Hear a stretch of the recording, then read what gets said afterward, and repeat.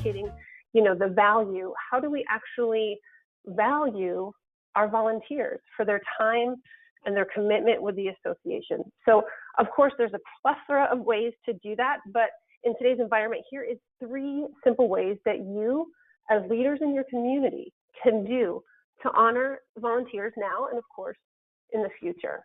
Handwritten notes.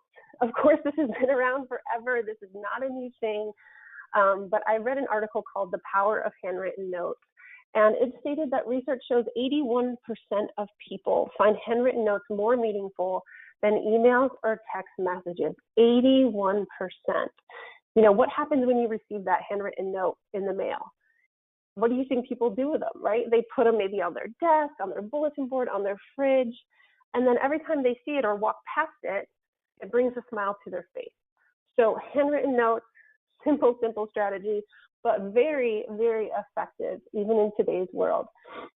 Maybe you feature volunteer stories. Featuring stories is a great way to show gratitude, especially now on a digital platform. So maybe you give a shout out to volunteers, on your social media or on your website. Many of our communities have put together task forces for reopening. So maybe you highlight the work that you've done together and the assistance that they've provided, right? You put it on your social media, the volunteer sees that, maybe they share it to their social media, right? So their loved ones and their friends can just see how they're making a difference in their community. You could even post some stuff on your website. Maybe you ask volunteers to send in photos of themselves, and you profile one a week or a month, or you list the contributions that all your volunteers have been doing.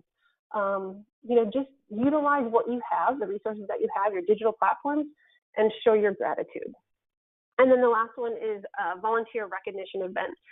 Typically we would see these large in-person events, but don't let that get you discouraged from showing your gratitude. You can certainly host a virtual event to celebrate all of the hard work that has been accomplished.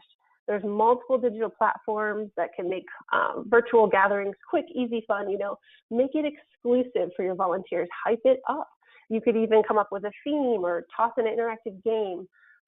Just create a virtual event that is honoring these individuals and that is fun and that is engaging. So recognition and retention really, really go hand in hand. And retaining volunteers depends on your ability to show appreciation. Again, it can be big or small, but at the end of the day, if your volunteers feel like their work is impacting the bigger picture, they will keep coming back to help, right? And remember, collectively, all of these contributions assist in the association moving forward and meeting their objectives. So in closing, it doesn't matter how you thank or recognize your volunteers.